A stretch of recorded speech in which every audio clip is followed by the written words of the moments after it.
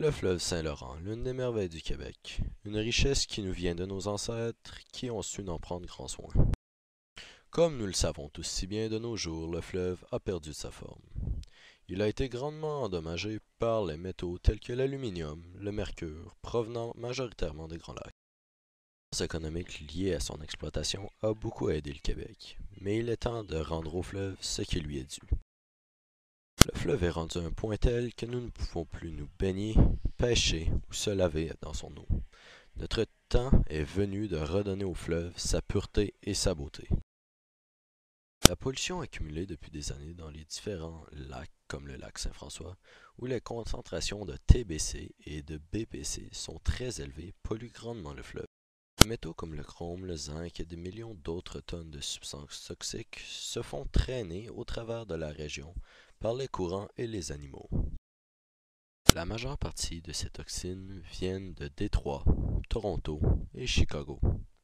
Ils sont majoritairement produits par les alumineries et la compagnie industrielle General Motors. Les animaux marins qui avaient l'habitude d'habiter le fleuve ont vu leur habitat se faire détruire par un niveau très élevé de toxines. La pollution du fleuve est rendue à un point tel que l'on se méfie de toute eau potable venant du fleuve. Aussi, les seuls animaux qui sont en prévalence, on dirait, dans le fleuve, c'est les rats. Le fleuve est pollué.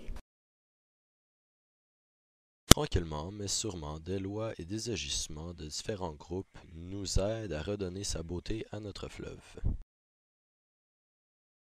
Des normes très strictes ont été émises à travers le Canada pour forcer les compagnies à limiter leur déversement dans le fleuve.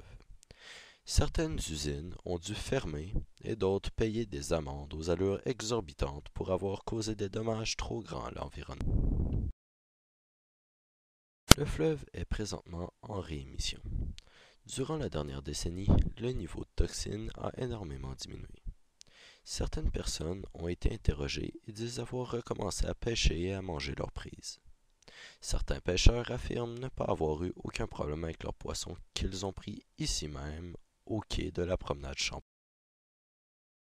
D'autres gens ont été questionnés sur leurs activités liées au fleuve et les informations recueillies démontrent que graduellement, les gens regagnent confiance en notre fleuve qui regagne de sa pureté. Certaines personnes affirment avoir nagé dans le fleuve sans aucune répercussion sur leur santé. Pour conclure, la pollution du fleuve au Québec tire à sa fin. La plupart des entreprises privées sont soumises à des normes très strictes et sont forcées à les respecter.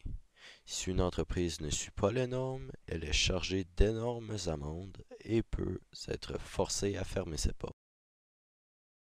Avec des normes aussi sérieuses, le Québec s'en va vers un fleuve nouveau, où nous allons pouvoir nous baigner, jouer, pêcher sans crainte pour nos vies. Nous nous dirigeons vers un fleuve sain qui pourra nous servir pour les centaines d'années à venir.